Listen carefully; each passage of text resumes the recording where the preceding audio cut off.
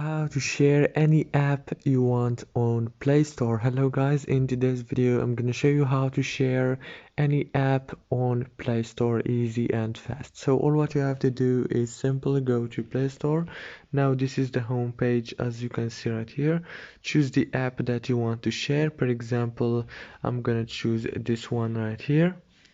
Now all what you have to do to share it is just go to the top corner and click on those three dots right here like this.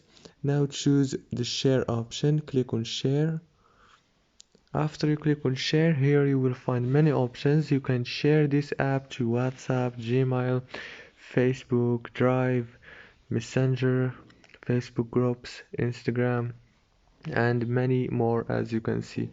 Very easy and fast, and I hope this video was helpful. Please don't forget to like and subscribe.